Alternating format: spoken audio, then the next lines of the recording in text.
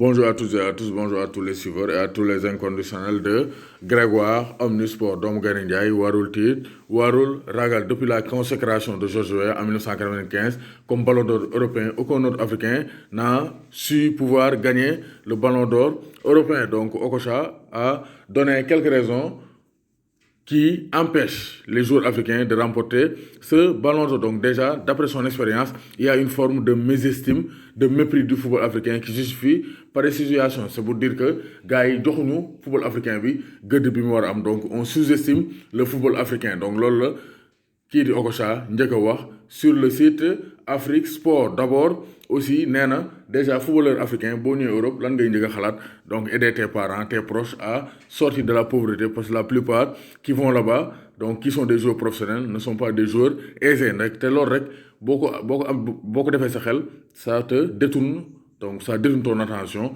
ça t'empêche d'être le meilleur.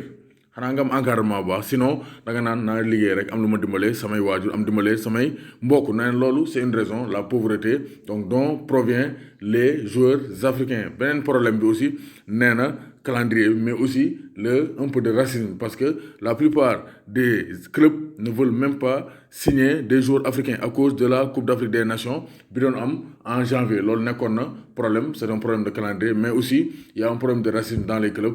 Les joueurs donc ne sont pas traités au même niveau. Donc ça aussi, c'est un handicap pour les joueurs africains. Mais aussi, la manière de médiatiser les joueurs européens et sud-américains n'est pas la même que pour les joueurs africains. Donc il y a une certaine discrimination des joueurs africains par rapport aux joueurs européens et sud-américains. Moo tax nee na ça sera difficile de voir un joueur africain remporter le ballon d'or africain, même si c'est pas impossible, surtout avec cette saison folle de Sadio Mané.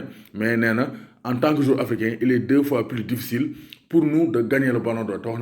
Comme l'a bien dit Habib, on part avec 5 longueurs d'avance. Mais quand même, tout est possible. Avec Sadio Mané cette saison, on espère qu'il va succéder à Georges Weah et devenir le deuxième Africain à avoir remporté le ballon d'or. Donc, Lolo Okocha, pour un joueur africain, il est 2 fois plus difficile de remporter le ballon d'or. Parce que déjà, il y a une discrimination.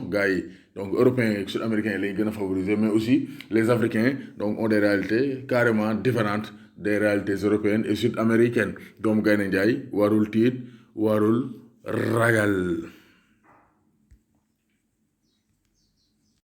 léegi ku bëgg a abonné compte Instagram Grégoire Omnisport da ngay tapé Grégoire-du-bas Omnisport Grégoire-du-bas Omnisport, page Facebook Grégoire Omnisport, Snapchat Grégoire Omnisport. Donc partout c'est Grégoire Omnisport. Moi Snapchat, Instagram, Facebook, YouTube, Grégoire Omnisport. Vous serez toujours informé sur tous les réseaux.